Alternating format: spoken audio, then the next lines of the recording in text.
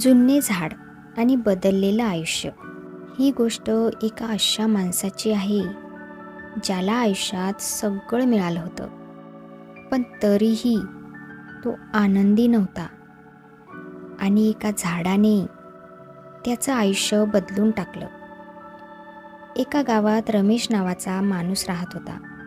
तो शिकलेला होता, नोकरी चांगली होती, पण तरीही तो सतत चिडलेला आणि असमाधानी असायचा.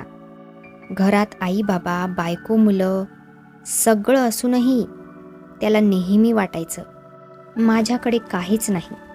कोणी चूक केली की तो ओरडायचा, लहान सहान गोष्टींवर राग करायचा.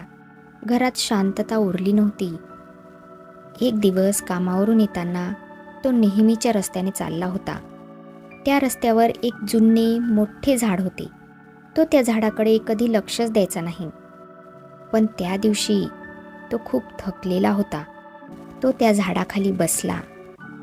पहिल्यांदाच त्याने त्या झाडाकडे नीट पाहिलं. झाड खूप जुनं होतं.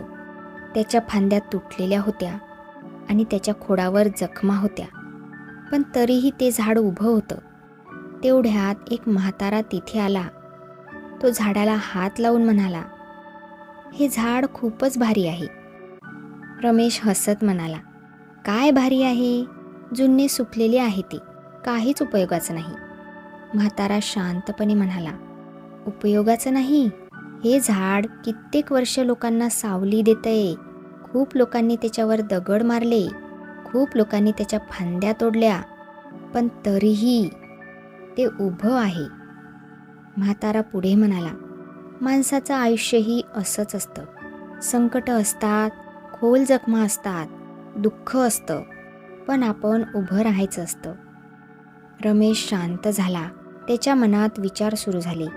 मी माझ्या आयुष्यात फक्त काय नाही तेच पाहतो, पण जे आहे त्याची कधीच किंमत केली नाही. त्या दिवशी रमेश घरी गेला. आई स्वयंपाक करत होती, मुलं हसत होती, खेळत होती, बायको वाट पाहत होती.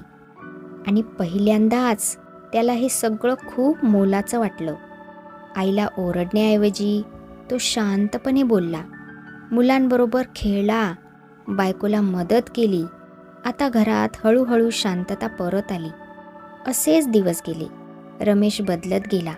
समस्या आल्या, पण तो लगेच चिडायचा नाही. त्याला त्या झाडाची आठवण यायची, शांतपणे उभं राहणाऱ्या झाडाची. एक दिवस पुन्हा तो त्या झाडाखाली गेला. डोळे बंद करून म्हणाला, धन्यवाद, तू मला जगायला शिकवलंस.